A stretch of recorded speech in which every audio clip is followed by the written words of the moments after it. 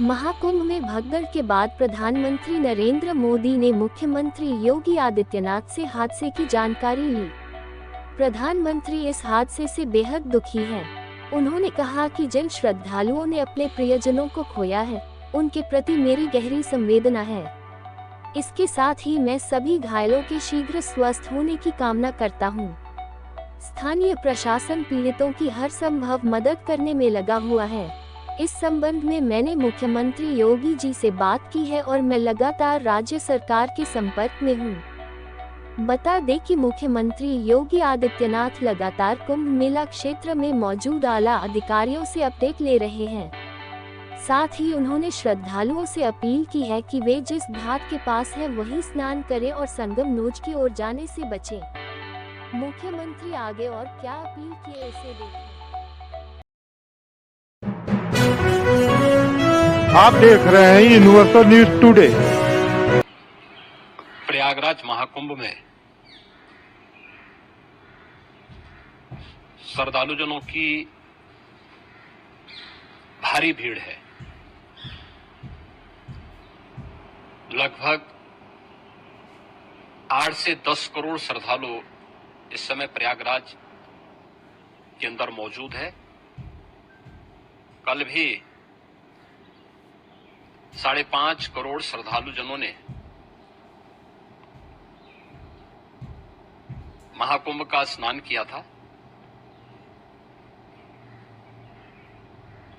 ये जो भारी दबाव श्रद्धालुजनों के कारण और श्रद्धालुओं के संगम नोच पर जाने के कारण वहां पर एक बना हुआ है, लेकिन पूरा प्रशासन मौके पे वहां मौजूद है।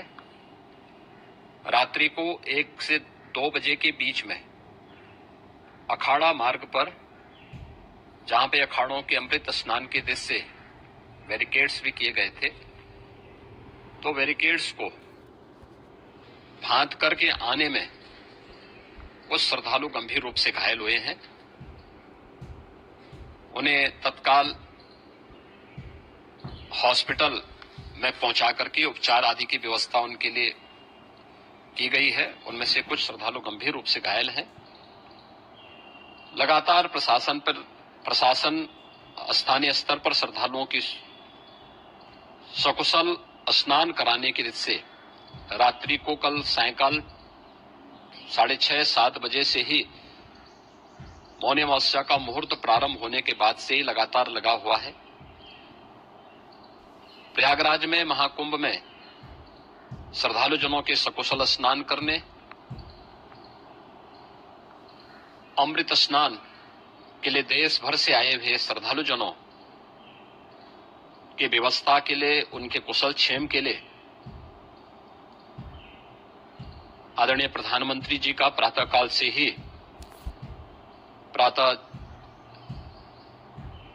से ही उनके लगभग 4 बार प्रधानमंत्री जी ने हालचाल लिया है। माननीय गृह मंत्री जी ने,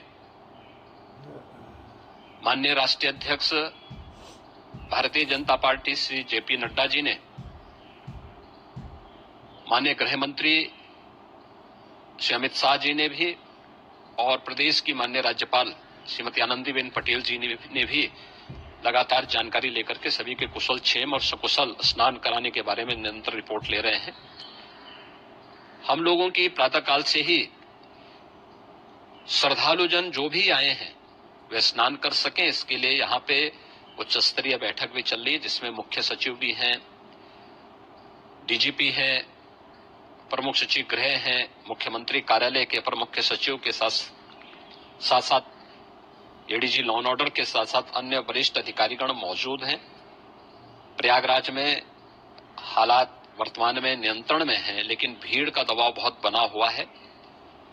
अखाड़ा परिषद से जुड़े हुए पदाधिकारियों के साथ मैंने स्वयं भी बातचीत की है। आचार्य महामंडलेश्वरों से भी, पूज्य संतों के साथ भी मेरी बातचीत हुई है, और पूज्य संतों ने बड़ी ही विनम्रता के साथ इस बात को कहा है कि नहीं, श्रद्धालु जन पहले स्नान करेंगे और फिर जब उनका दबाव कुछ कम होगा और वे सकुशल वहां से निकल जाएंगे, तब हम लोग स्नान करने के लिए संगम की तरफ जाएंगे। अभी पहले श्रद्धालु जनों को, चूंकि देश भर से आए हैं, तो इसके लिए उन्हें सभी अखाड़े इसके लिए सहमत हैं और सभी लोग इस व्यवस्था के साथ जुड़े हुए हैं।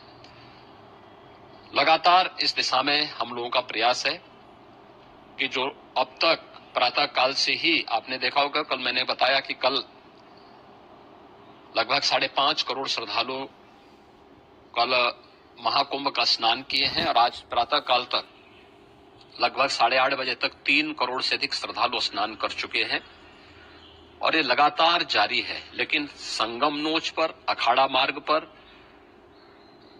नागवासुकी मार्ग पर लगातार दबाव बना हुआ है और वहां पर श्रद्धालु जनों की सुविधा के लिए भी हर प्रकार की वहां पर प्रशासन पूरी मुस्तैदी के साथ लगा हुआ है। और इसीलिए मेरी अपील है पूरे प्रदेशवासियों से, पूरे देशवासियों से और सभी श्रद्धालुओं से भी, सभी पूज्य संतों से भी कि अफवाह पर कोई ध्यान न दें, संयम से काम लें। ये सब आयोजन सभी लोगों का है। प्रशासन उनकी सेवा के लिए पूरी तत्परता के साथ लगा हुआ है। केंद्र और राज्य सरकार पूरी मजबूती के साथ वहां पर हर प्रकार का सहयोग करने के लिए तत्पर है। लेकिन कोई किसी अफवाह पे ध्यान न दे। कोई भी व्यक्ति नकारात्मक अफवाह फैलाने का प्रयास करेगा, उस प्रकार से नुकसान हो सकता है। और जहां पर हैं आप, लगभग 15 से 20 किलोमीटर के दायरे में अस्थायी घाट बनाए गए हैं, उसमें कहीं भी वे स्नान कर सकते हैं। आवश्यक नहीं कि संगम नोच की तरफ ही आए, क्योंकि भीड़ देखते हुए, खासतौर पर जो बुजुर्ग हैं, बच्चे हैं, श्वास के रोगी हैं, उनको लंबी दूरी तय नहीं करनी चाहिए और जहां पर हैं वहीं पर आराम से पहले स्थिर होकर के कार्य करें, वहां पर रह करके। और जो नजदीक के घाट हैं, उसी नजदीक के घाट में स्नान करेंगे। सब गंगा जी के ही घाट हैं और गंगा जी के इस घाट में वही पुण्य प्राप्त होगा। ये मौनी अमावस्या है। मौनी अमावस्या में स्नान का महत्व है। संगम में स्नान का दबाव बहुत ज्यादा है, इसलिए सभी लोग अगर वहां पे इसमें अपना सहयोग करेंगे तो सकुशल हम सभी श्रद्धालु जनों को वहां पर स्नान करने में सफल होंगे। और फिर इसके उपरांत अमृत स्नान के लिए पूज्य संतों से भी, अखाड़ों से भी हम लोग अनुरोध करेंगे। जो घायल हैं, गंभीर रूप से घायल हैं, उनके उपचार की तत्परता के साथ व्यवस्था भी की गई है। उन सबके सकुशल स्वस्थ होने की भी हम कामना करते हैं। लेकिन मेरी अपील होगी कि कोई भी नकारात्मक ताना फैलाने दें और न किसी अफवाह पर विश्वास करें।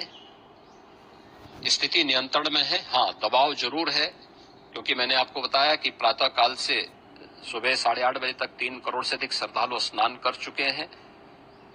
और पूरे मेला क्षेत्र में अगर हम देखेंगे, प्रयागराज में हम देखेंगे तो लगभग 9 से 10 करोड़ श्रद्धालु इस समय वहां पर मौजूद है, जिसमें से 3 करोड़ यह वापस जा रहा है। इसके लिए रेलवे ने भी मेला स्पेशल लगाई हुई है। प्रातः काल से लगभग 40 मेला स्पेशल प्रयागराज स्टेशन से, जोशी स्टेशन से, अन्य स्टेशन से श्रद्धालुओं को लेकर के सकुशल स्नान कराने के बाद उनको लेकर के गंतव्य की ओर आगे बढ़ी है।